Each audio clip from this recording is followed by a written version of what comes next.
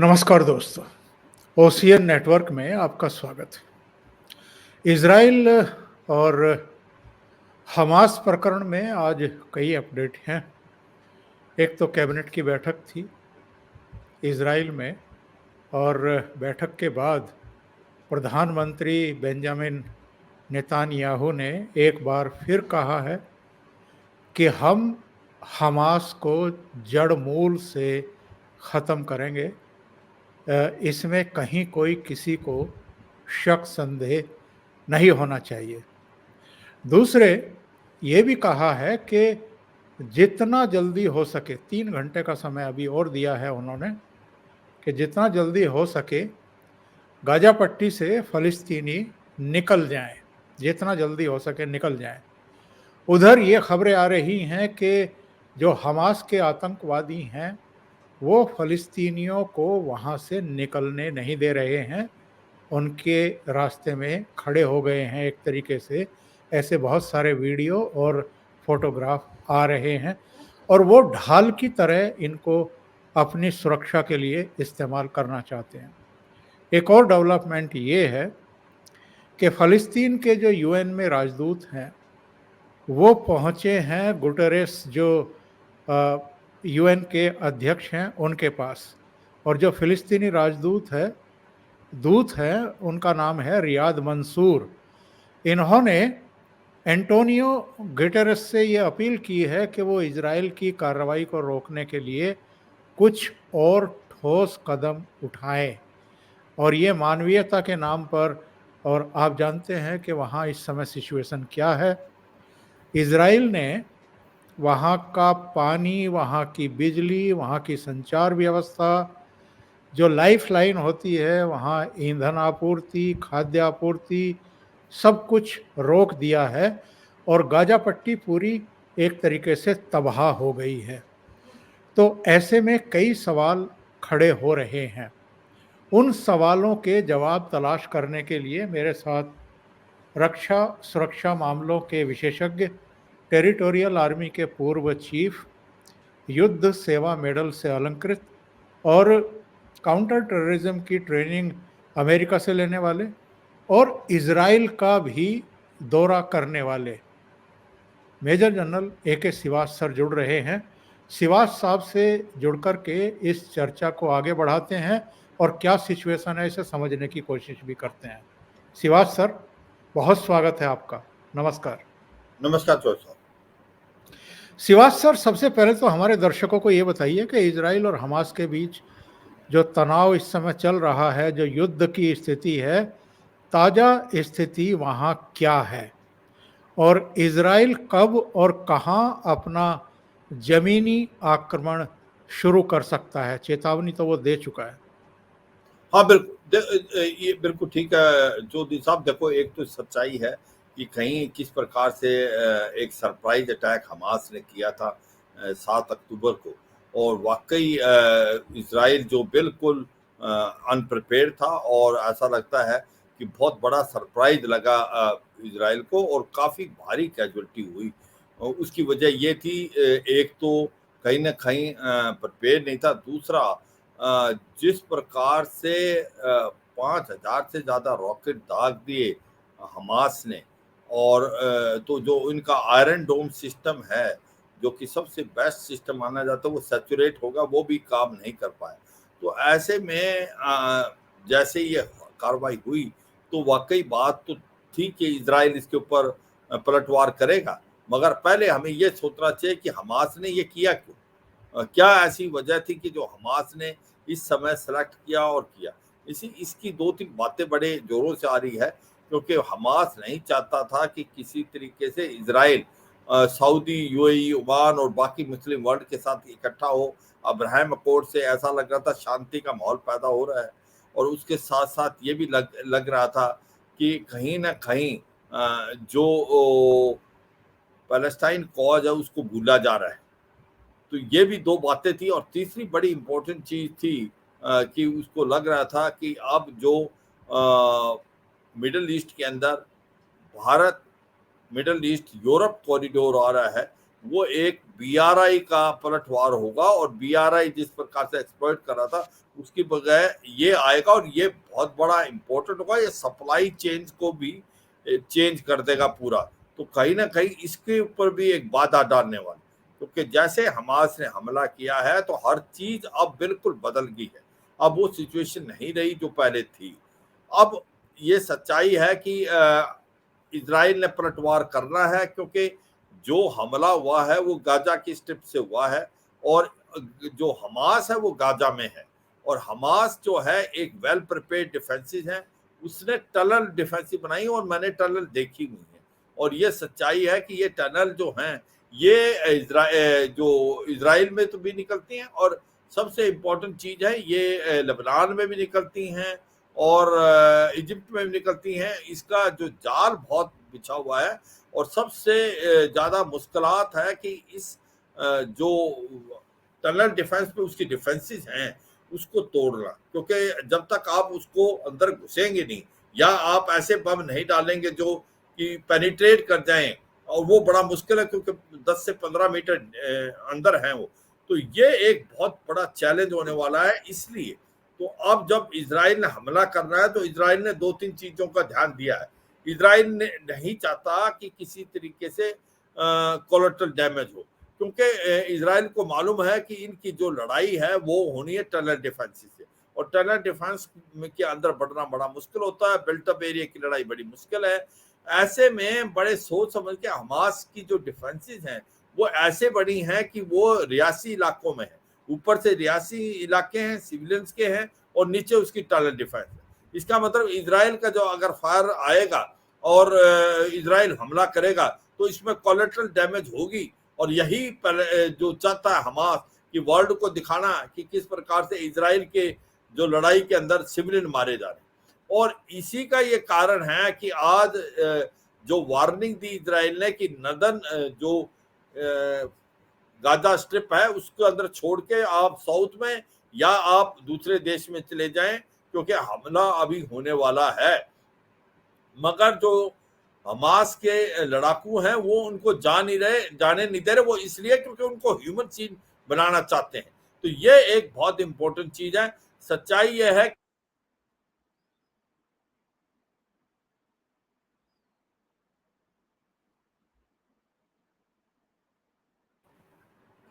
Hamas को एक प्रकार से जड़ से निकालना है, तो वो तो उसको फिजिकल अटैक करना पड़ेगा, और फिजिकल अटैक की वो तैयारी पे है। उसने एक वार्निंग दे दी है कि सिविलियन जल्दी से जल्दी छोड़ दे, और उसके बाद एक ग्राउंड अटैक स्टार्ट होगा। ये मैं समझता हूं कि ग्राउंड हमला बहुत मुश्किल होगा, और इसके जो तरीके यही हैं कि जैसे पता है कि नदन इलाके में होगा, इसमें इससे पहले कि ग्राउंड अटैक हो, जो एयर से उसको सॉफ्टनिंग हम बोलते हैं, हवाई जहाजों से उसके ऊपर बम डाले जाएं जिससे वो टारगेट सॉफ्टनिंग हो। उसके बाद आरटी रॉकेट मिसाइल, और उसके अंत में इन्फेंट्री वहां से चलेगी टैंकों के साथ, और फिर ये टनल डिफेंस की लड़ाई होगी जहां पर ये हमास ने अपनी डिफेंसिव बना रखी है। ये भी हमें समझना पड़ेगा जो हमास की डिफेंसिव है वो मल्टी टियर्ड है। वो एक नहीं है, 3-4 मल्टी टियर्ड है। उन्होंने बहुत तैयारी कर रखी है, और एक प्रकार से कि जो टनल्स के आना, अंदर जाना, घुसना, उसके साथ लड़ाई करना बहुत मुश्किल होने वाला है इजराइल को। तो यह सच्चाई है कि अब इजराइल नदन के इलाके में करेगा हमला, पर वो हमले से पहले अपनी तैयारी कर रहा है। और एक सबसे इंपॉर्टेंट चीज है कि जो वो इमीडिएटली नहीं कर रहा, उसको लगता है कि वो कुछ ना कुछ उसका सलूशन निकालना चाहता है। वो हैं उसके जो 150 से ज्यादा बंदी बनाए हुए हैं हमास ने, क्योंकि ये सच्चाई है। वो ढाल की तरह इस्तेमाल करेगा हमास। हो सकता है वो उन लोगों को मारना भी शुरू कर दे, और जिससे बहुत बड़ा सेटबैक हो सकता है इजराइल के लिए। मुझे लगता है वो भी एक कारण है जिसके कारण है। तो ये जो ग्राउंड अटैक होने वाला है अगले 24 से 48 घंटे में होगा, क्योंकि कोई भी इजराइल बता के हमला नहीं करने वाला। इजराइल सरप्राइज देना चाहता है। इजराइल अपना बाकी चीजों को एक प्रकार से तैयारी करके तब हमला करेगा, और ये हमला जो है वो काफी मुश्किल वाला होने वाला है, इतना आसान नहीं। और क्योंकि वो चाहते हैं कि सिविलियन वहां ना हो, कि कोलेटरल डैमेज ना हो, क्योंकि ज्यादा अगर सिविलियन की कैजुअलिटी होती है तो वो एक प्रकार एडवांटेज पैलेस्टाइन या हमास को है, ना कि इजराइल को, क्योंकि उसके बाद जो आपका मुस्लिम वर्ल्ड है, जिस जो आज न्यूट्रल भी है, सऊदी, यूएई, ओमान, कुछ एक देश तो खड़े हैं जो हमास के साथ है, जैसे ईरान है, किसी हद तक टर्की भी है, और उसके बाद कतार भी है, सीरिया भी है, मगर कुछ एक देश न्यूट्रल जो है उनका भी रवैया थोड़ा सा सिंपैथी की तरफ चला जाएगा अगर सिविलियन कैजुअलिटी होती है। इसलिए इजराइल नहीं चाहता कि सिविलियन कैजुअलिटी हो, इसलिए वो चाहता है कि जो लोग गाजा स्ट्रिप में नदन साइड में हैं वो वहां से निकल जाएं, और उनको हमास आने जाने नहीं दे रहा। तो ये भी एक प्रकार से विडंबना है। तो ओवरऑल मैं यही कहूंगा कि इजराइल अभी तैयारी कर रहा है ग्राउंड ऑफेंसिव की। ग्राउंड ऑफेंसिव 1 दिन में जाएगा, 2 दिन में जाएगा, वो समय बताएगा। उससे पहले वो सारी कार्रवाई करेगा कि जिससे रजिस्टेंस जो है हमास का कम से कम हो, मगर ये लड़ाई इतनी आसान नहीं होगी, ये लड़ाई लंबी चलेगी। और दूसरा बड़ा इंपॉर्टेंट है, क्या इसके अंदर कोई और देश आएगा? मुझे अभी तक तो नहीं लगता कि अभी कोई इमीडिएटली उसके ऊपर आएगा, पर यह सच्चाई है नदन जो साइड में जो लबनान है उससे हिजबुल्ला है वो पक्का आएगा, क्योंकि उसका भी अस्तित्व है, वो हेल्प करेगा हमास को। मगर ईरान का उसमें लड़ाई में डायरेक्ट इन्वॉल्वमेंट होना मुझे लगता है काफी मुश्किल है। उसकी वजह यही है कि एक तो वो नहीं चाहेगा वो उसके ऊपर एक प्रकार अमेरिका हमला करे या इजराइल हमला करे। दूसरा ये है कि आज की तारीख में अमेरिका ने अपने 2 बेड़े इजराइल के समुद्र के नजदीक रख दिए हैं। तो मुझे लगता नहीं कि और कोई एक्टर करेक्टर इसके अंदर इमीडिएटली दाखिल होगा, मगर हिजबुल्ला जो है वो पक्का हमास की मदद करेगा। चौधरी साहब। सिवाज साहब, करीब 15-17 साल पहले इजराइल ने हिजबुल्ला को तो एक तरीके से नेस्तनाबूद कर दिया था, और बहुत सारे लोगों को याद होगा कि बेरूत भी जो है वो पानी मांगता हुआ दिखाई दिया था। हिजबुल्ला की ताकत अब पहले जैसी नहीं बची है। छोटा मोटा वो कोई जिसको कहते हैं कि दुम छल्ला उछाल दे और अपनी सहभागिता हमास के साथ दिखाए, वो एक अलग बात है। पर लेबनान पर भी अगर इजराइल बरस पड़ा तो लेबनान टिक नहीं पाएगा उसके सामने। दूसरे में एक सवाल आपसे ये जानना चाहता हूँ, पूछना चाहता हूँ कि अमेरिका है, फ्रांस है, ब्रिटेन है, यहाँ तक कि इटली, जर्मनी, बहुत सारे देश अब इजराइल के साथ खड़े हुए हैं, एक तरीके से उसको ताकत दे रहे हैं। हमारे प्रधानमंत्री नरेंद्र मोदी ने तो पहले ही दिन इस हमले पर ये कहा था कि मैं शॉक्ड हूँ और हम इस हमले के खिलाफ खड़े हैं और इजराइल के साथ मजबूती के साथ खड़े हैं। किसी भी तरह का आतंकवादी हमला हो, भारत उसकी भर्त्सना करेगा और इस तरह के हमले नहीं होने चाहिए। तो आगे सिचुएशंस क्या बनने वाली हैं? आपने बताया कि ये मामला लंबा खिंचेगा, कितना लंबा खिंच सकता है? और जो इजराइल के प्राइम मिनिस्टर कह रहे हैं कि हम हमास को नहीं छोड़ेंगे, तो क्या गाजा पट्टी पर फिर से वो अपना कब्जा लेंगे जैसा 2007 से पहले था? और उसके बाद की सिचुएशंस क्या होंगी? हाँ बिल्कुल, देखो सच्चाई है, पहले तो ये सोचते हैं कि इसकी अभी तक जो हमास की इतनी काबिलियत और क्षमता है वो हुई कैसे। इसमें शक नहीं है कि आपने ठीक बोला, 2005 के बाद, उससे पहले जो गाजा स्ट्रिप के अंदर इजराइल का ही एक रूल था, मगर उन्होंने शांति के लिए इसको 2007 में छोड़ दिया था। और अब सच्चाई है, हमास को खत्म करके जड़ से, और इसको इजराइल पकड़ेगा और इजराइल वापस नहीं देगा इसको, इसमें कोई शक नहीं है। इजराइल का इलाका है जो इसने 1967 में जीता था, ये कोई शक नहीं।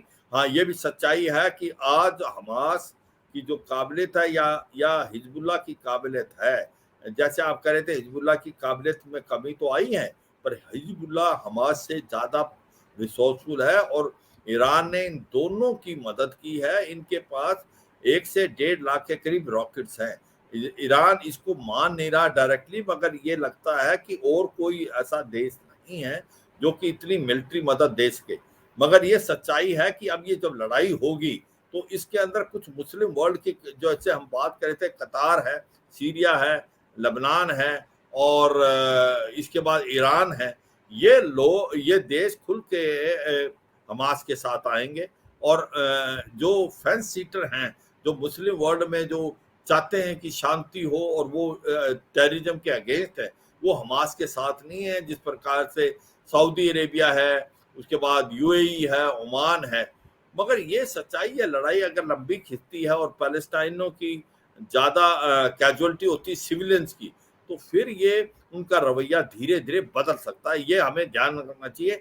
तो अगर ये लड़ाई लंबी खिंचती है तो इसका मतलब एडवांटेज है हमास को, डिसएडवांटेज है इजराइल को।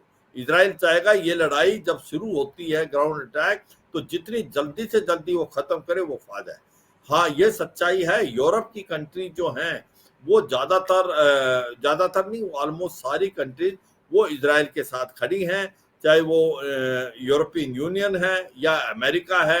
ये सब के सब खड़े हैं। और अमेरिका तो एक स्ट्रेटेजिक पार्टनर है इजराइल का, मिलिट्री अलायंस है, वो तो इसको खुल के आएगा।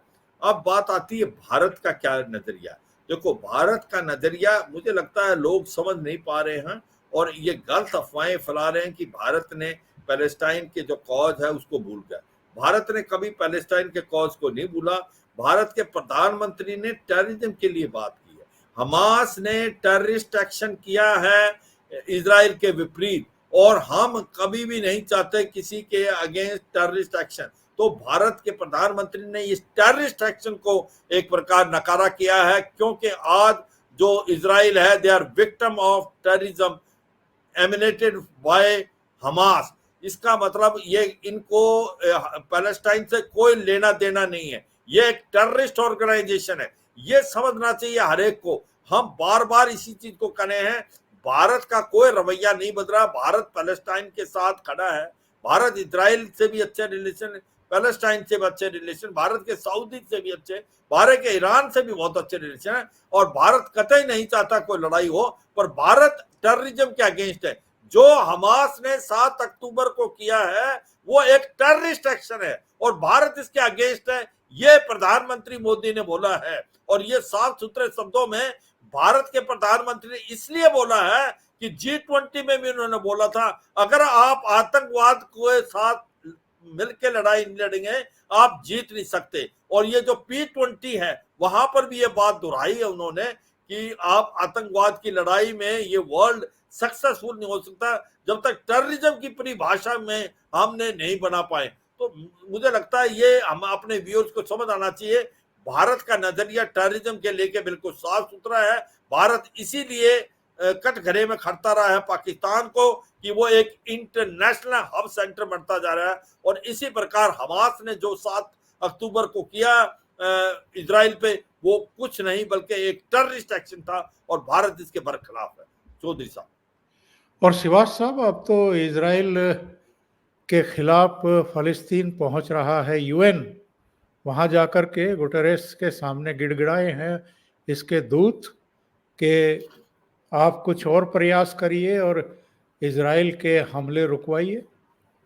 हाँ बिल्कुल। देखो, एंटोनियो गुटरास जो हैं उनके पास गए हैं, जो कि चांसलर हैं यूनाइटेड नेशन के।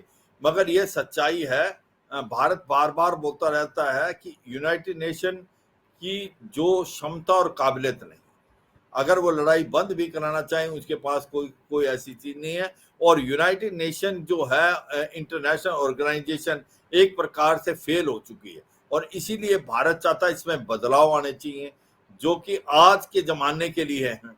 मगर ये सच्चाई है कि वहां पर फिलीपींस के जो पैलेस्टाइन्स के जो पहुंचे हैं एम्बेसडर, वो नाम के लिए पहुंचे, पर यूनाइटेड नेशन के पास ना तो कोई क्षमता है ना काबिलियत। दे लैक टीथ, उनके पास कोई ऐसा चीज नहीं है जिससे वो अब बोलते हैं इजराइल को कि आप हमला नहीं करेंगे। इजराइल ने अपना मन बना लिया है, और इजराइल ने मन इसलिए बनाया है क्योंकि वो आतंकवाद का सफाया करेंगे। क्योंकि जो 7 अक्टूबर को हुआ इजराइल कभी सपने में नहीं सोचता।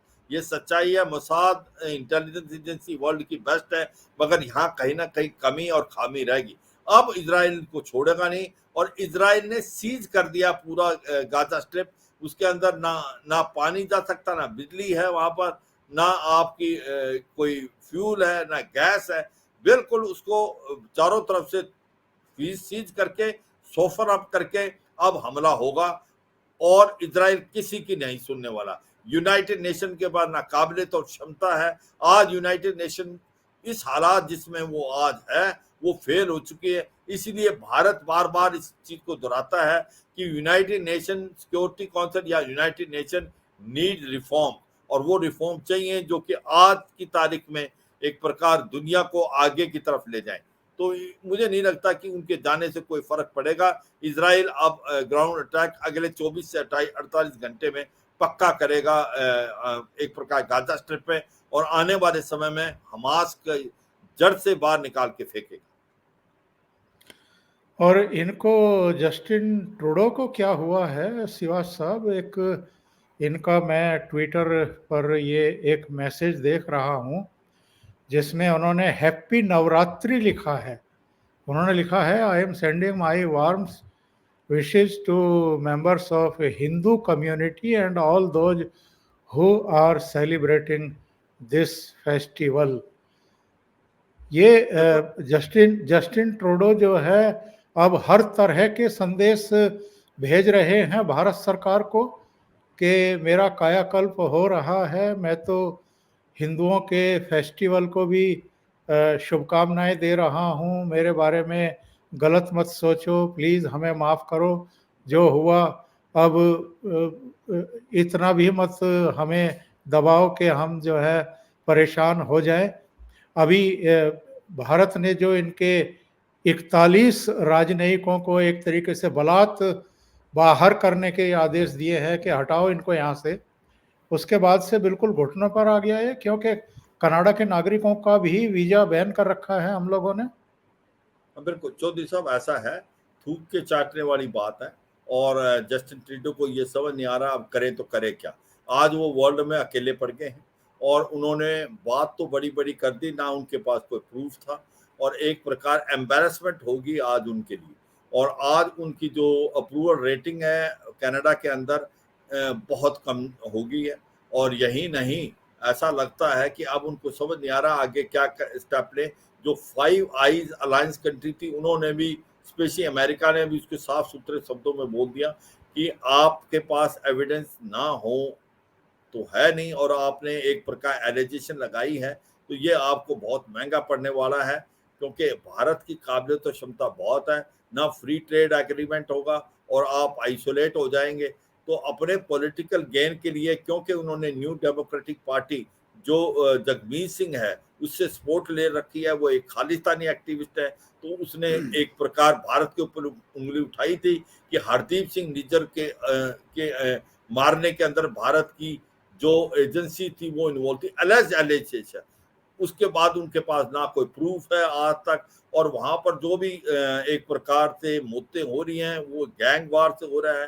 चाहे वो सखदूल सिंह को मारा गया है, अगर वो इतने हीरो थे तो उन्होंने जो एक प्रकार पाकिस्तानी जो एक ह्यूमन राइट एक्टिविस्ट थी उसको, करीमा बलूच को मारा आईएसआई ने, तब तो कोई एक्शन नहीं। तो सच्चाई है, अब उनको रियलाइज हुआ है कि उनसे गलती हो गई है, कि भारत से पंगा ले लिया। उन्होंने सोचा ये वैसा ही भारत है जैसे पहले था, आप कुछ भी करें यूरोपियन कंट्री, भारत चुप हो जाता था। आज उनको ये नहीं पता था कि भारत आज बदला हुआ भारत है, ये प्राइम मिनिस्टर मोदी का भारत है, ये ऐसे एक्सेप्ट नहीं करने वाला। उन्होंने सपने में नहीं सोचा था कि भारत इस प्रकार से आपको पलटवार करेगा। जिस प्रकार से आज कनाडा को आइसोलेट कर दिया, जिस प्रकार से जो उनके 62 यहाँ पर एक प्रकार डिप्लोमेट्स थे, और भारत के 21 हैं कनाडा के अंदर, इसी प्रकार 41 को हमने बोल दिया आप इसको छोड़े देश को, तो और उसको लगने लगा है कि कहीं ना कहीं उससे गलती हो गई है। अब वो पैचअप करना चाहते हैं, और ये सारे के सारे एक्शन है पैचअप के। हारा हुआ जुआरी है, और उसको अब समझ आया है कि भाई भारत से पंगा लेके बहुत बड़ी गलती की है उसने, और अब वो अपने बदलने की कोशिश करेगा। क्यों? क्योंकि अगर ऐसे रिलेशन रहे, भारत को तो कुछ फर्क पड़ने वाला नहीं है, फ्री ट्रेड एग्रीमेंट हो या ना हो, क्योंकि भारत की के लिए बहुत बड़ी मार्केट है, बाकी जगह भी, मगर उसको बड़ा नुकसान होने वाला है। इसलिए वो चाहता है कि कहीं ना कहीं धीरे बैक चैनल डिप्लोमेसी करके रिलेशन को दोबारा पटरी पे लाया जाए। तो ये जो भी ये अब एक्शन कर रहा है, एक प्रकार से पैचअप करने की तैयारी कर रहा है, बिना बताए एक प्रकार से वो कहते हैं ना कि माफी सी मांग रहा है।